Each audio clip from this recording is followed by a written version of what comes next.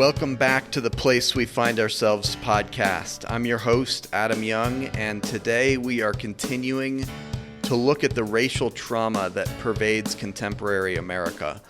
Let me say at the outset that this is going to be a lot to take in. So if you need to listen a couple times, or if you need to listen in chunks, that's totally fine.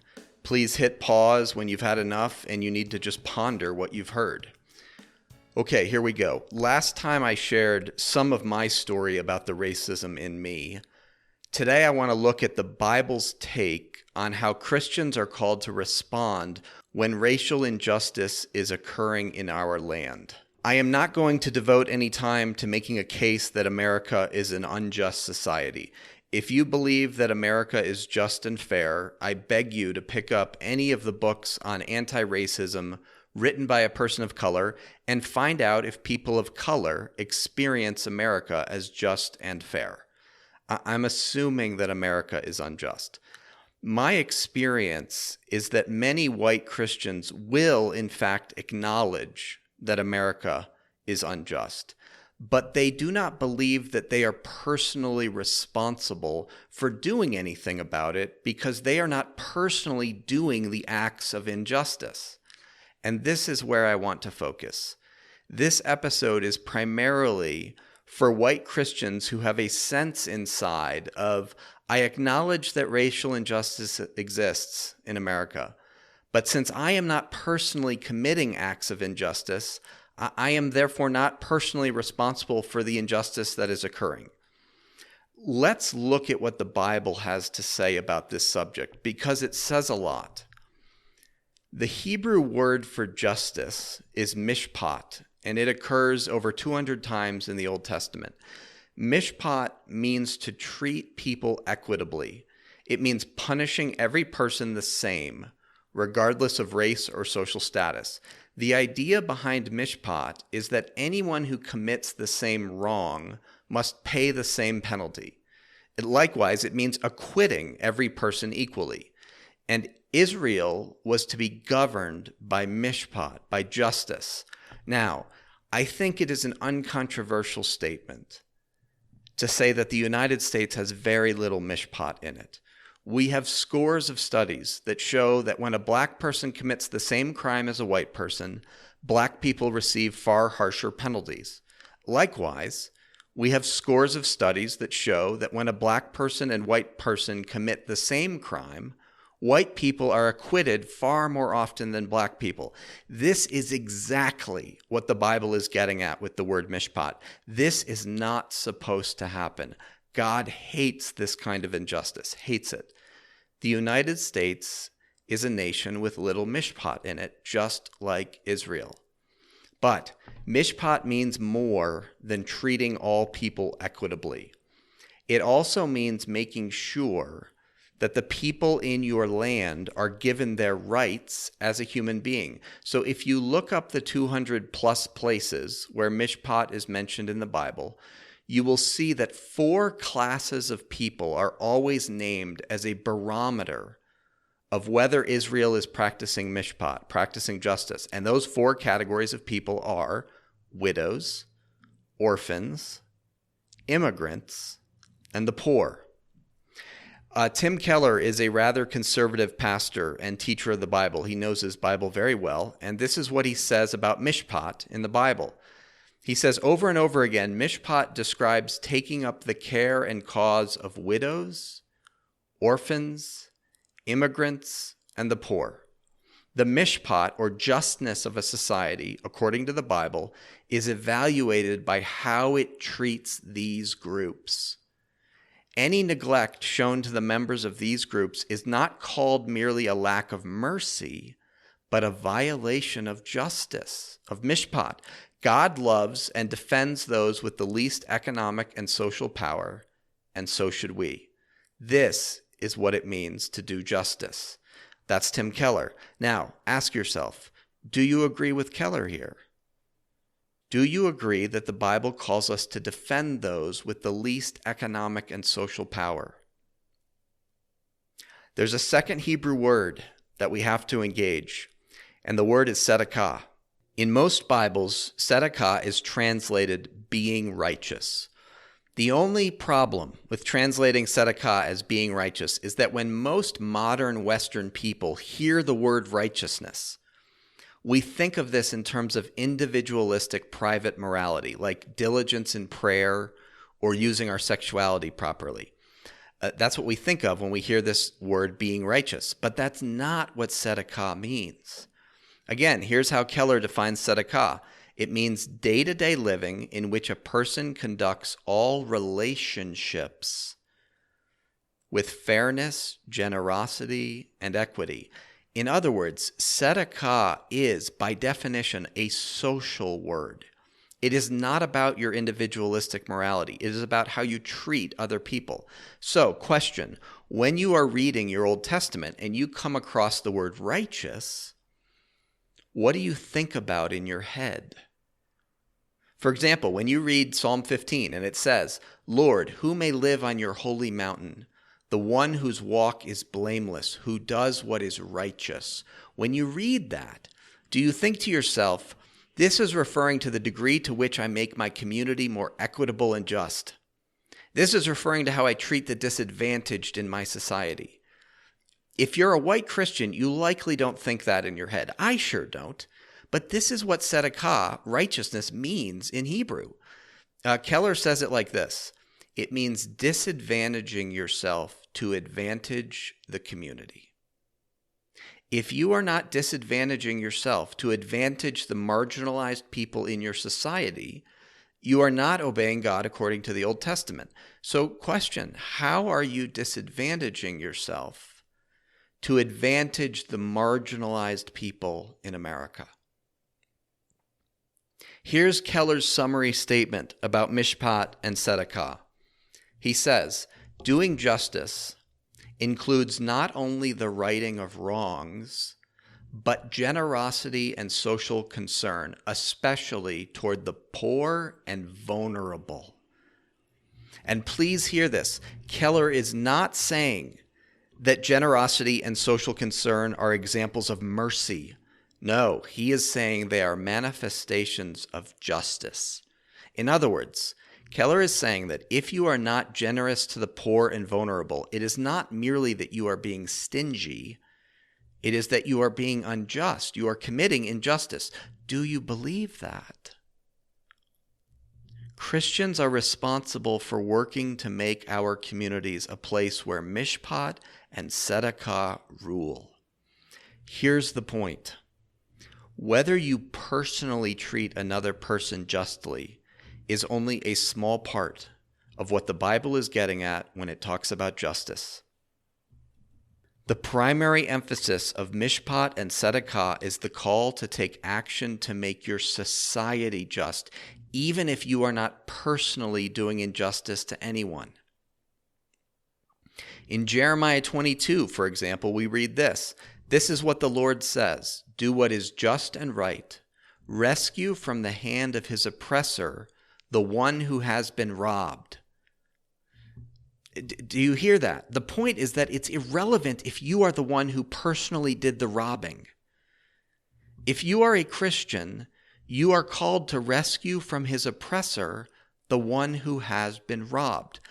I think it's an uncontroversial statement that George Floyd was robbed. He was robbed of his rights as a human being. He was robbed of his breath. He was robbed of the rest of his days that he could have lived out on this earth. Breonna Taylor was robbed. Tamir Rice was robbed. Do you remember the video of Tamir Rice from 3 years ago? Do you remember that after 12-year-old Tamir Rice was shot by the police, Tamir's 14-year-old sister ran to him to be with him as he died, and she was tackled by police and restrained. She was robbed of being with her brother as he died. And Tamir was robbed of having his sister by his side as he breathed his last. Now, listen to me. When God looks down on that, he thunders with fury. Because powerful people are exerting power against the powerless. And when that happens in God's world, God is furious. And God tries to reach us white Christians through the words of Jeremiah. Rescue from the hand of his oppressor, the one who has been robbed. If you are a Christian, you are called to rescue from the hand or the knee of his oppressor, the one who has been robbed. According to Jeremiah 22, if you do not rescue the George Floyds of this world from the hand of their oppressors, you are being unjust. It's not merely that you are being complicit. Please, according to the Bible, we white Christians are guilty of something much darker than complicity. According to the Bible, we are guilty of committing injustice. Do you believe that? If you do, why do you feel like you are only responsible for George Floyd's death if you personally put your knee on his neck? In Isaiah 58, God is speaking to Israel, and God says this, "Day after day they seek me out. They seem eager to know my ways." And if you keep reading, you see that the people are doing things like fasting and other good spiritual practices. But God's not answering their prayers, and the people don't understand why. And God responds in verse 6 and 7 by saying, "The kind of fasting that I have chosen is to loose the chains of injustice." Now, what's going on here? Nothing could be more relevant for white American Christians today. God is saying, you think you are doing what pleases me, namely private spiritual practices like prayer and fasting, but this is actually what pleases me, doing justice. What if God is saying that to us today? What if God is saying, you think that doing A, B, and C is what pleases me, but you're misguided. What actually pleases me is working to establish justice in your land. God tries to get Israel to understand this same idea again in the book of Amos. God says to Israel, "I despise your religious feasts. I cannot stand your assemblies. Spare me the sound of your hymns. But let justice roll down like a river." What are Isaiah and Amos saying? They are saying that if we gather for worship and sing songs of praise, but we neglect justice in our country, then God is grieved. But the Bible goes further. It goes further because it says that doing justice is actually the measure of whether or not you know God. Jeremiah 22 praises an Israelite king named King Josiah, saying, "Josiah defended the cause of the poor and the needy." And the very next sentence says, "Is that not what it means to know me, declares the Lord?" It couldn't be more clear. If you do not have a heart for the oppressed, if you do not have a heart for justice, and if you're not working to make your community and your nation more just, you are completely missing the point of Christianity. And according to Jeremiah, you do not know God. You can say you know God, just like the Israelites. But God says, no, because if you really knew me, you would be defending the cause of the poor and needy, because that's what I care about. Look, the Bible talks about individual responsibility. It does. But far more, it talks about communal responsibility. Here's Isaiah 1. "When you spread out your hands in prayer, I will hide my eyes from you. Your hands are full of blood. Stop doing wrong, seek justice, encourage the oppressed, defend the cause of the fatherless, plead the case of the widow." Did you hear that? Your hands are full of blood. Now look, surely not every person in Israel was personally guilty of bloodshed. And surely not every person was harming the fatherless and the widow. But God names the sin of Israel as a community. And he expects the community to respond. God holds them all responsible for the sins of a few. And again, in Psalm 82, we read this, "Do justice to the poor and the orphan. Vindicate the lowly and the wretched. Free the poor and the needy. From the hand of the wicked, save them." Notice, God is not saying that you are the wicked one who is oppressing the poor and the needy. God is saying, but it's your responsibility to save the oppressed from the hand of the wicked. Okay, I know I said that at the beginning, this is going to be a lot. So again, hit pause and ponder whenever you need to. I want to shift now from the Old Testament to the New, because the biblical call that you have a personal responsibility to address social injustices is not just in the Old Testament. I want to look at a parable that Jesus tells in Luke 10. It's a very well-known parable.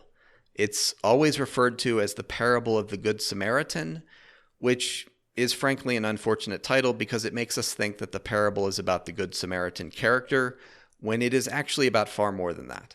Here's the background. An expert in the law, a religious leader, says to Jesus, "What must I do to inherit eternal life?" And Jesus says, "What is written in the law?" The expert in the law replies, "Love the Lord your God with all your heart and love your neighbor as yourself." And Jesus says, "Yes, that's correct." But then it says that the expert in the law wanted to justify himself. Now remember those words, because white Christians, including me, we do this all the time. The expert in the law wanted to justify himself, so he asked Jesus, "And who exactly is my neighbor?" That's the setup to the parable. In response to that question of who really is my neighbor, Jesus tells the following story. He says, "A man was going down from Jerusalem to Jericho when he fell into the hands of robbers. They stripped him of his clothes, beat him, and went away, leaving him half dead. A priest happened to be going down the same road, and when he saw the man, he passed by on the other side. So too, a Levite, when he came to the place and saw him, passed by on the other side. But a Samaritan, as he traveled, came where the man was, and when he saw him, he took pity on him. He went to him and bandaged his wounds. Then he put the man on his own donkey, took him to an inn, and took care of him. The next day he took out 2 silver coins and gave them to the innkeeper. 'Look after him,' he said, 'and when I return, I will reimburse you for any extra expense you may have.'" And then, after telling that story, Jesus says, "Which of these 3 do you think was a neighbor to the man who fell into the hands of robbers?"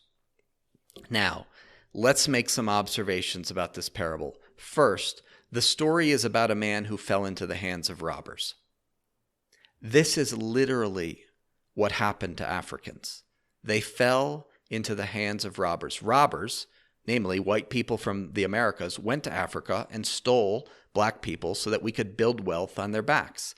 The parable continues by saying that the robbers stripped the man of his clothes, beat him, and went away, leaving him half dead.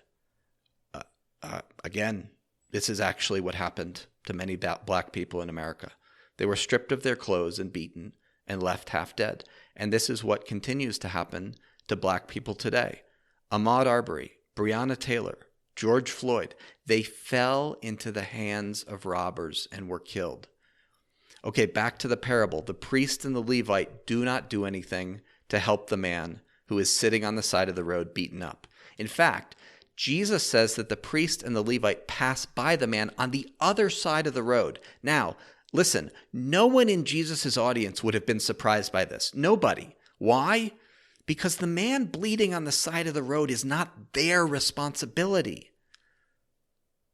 Because at that time, the Jews believed that they were only responsible for caring for people they interacted with on a day-to-day basis, namely fellow Jews.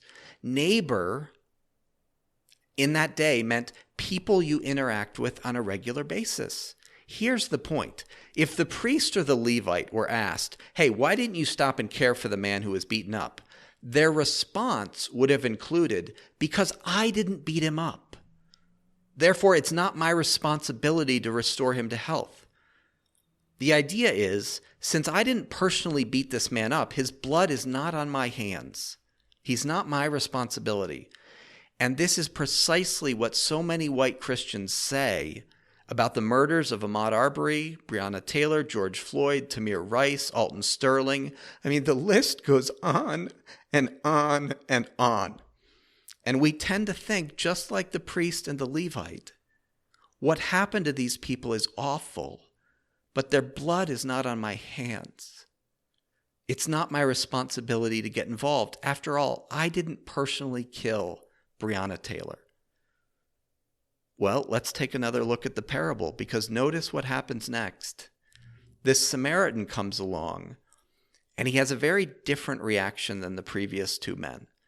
Jesus says, "But a Samaritan, as he traveled, came where the man was, and when he saw him, he took pity on him. He went to him and bandaged his wounds. Then he put the man on his donkey, took him to an inn, and took care of him. The next day he took out 2 silver coins and gave them to the innkeeper. 'Look after him,' he said, 'and when I return, I will reimburse you for any extra expense you may have.'" It's all there. First, the Samaritan comes where the man is. He enters the world of this beaten up man. He does not pass by on the other side of the road. He moves closer. He gets involved. Then Jesus says these words, "And when the Samaritan saw him." In other words, the Samaritan bends down and looks at this beaten up man. He gets close up. He looks at him, looks at his face, and really sees the man. And then Jesus says that the Samaritan took pity on him. Now, that is not the best translation of the Greek verb that is used here. It's the verb splagnos. And splagnos is the verb that is used anytime it says that Jesus was deeply moved with compassion. It's a very common verb in the New Testament, and it means to be deeply moved in your gut with compassion for someone. Are you moved with compassion for the oppressed? That's the first step. Action on their behalf is coming soon. It's necessary, but the first step is being moved inside your gut by the plight of the oppressed. Have you wept over the death of George Floyd? Have you wept over the way he died? I watched a town hall meeting that Oprah did a few months ago. The guests were all African American leaders, and they were talking about the death of George Floyd. And so many of the guests mentioned that they wept deeply when they watched the video. Now, here's a very important question for you if you are white. When you watched the video, did you weep? If you're not emotionally moved, then you're not experiencing splagnos, deep compassion for the plight of the oppressed. And you have to understand that splagnos, being moved in your gut to tears, is part and parcel of what it means to follow Jesus and to be moved towards justice. Now, notice what the parable of the Good Samaritan implies about the American doctrine of individualism. Individualism says, if I'm not the one who beat the man up, it's not my responsibility if I see a man who is beaten up. And Jesus says, oh, yes, it is. It's not merely your responsibility to be moved with compassion, but it's also your responsibility to get personally involved. The Samaritan went close to the man. To provide close-up care. The Samaritan bandaged his wounds. To share your resources.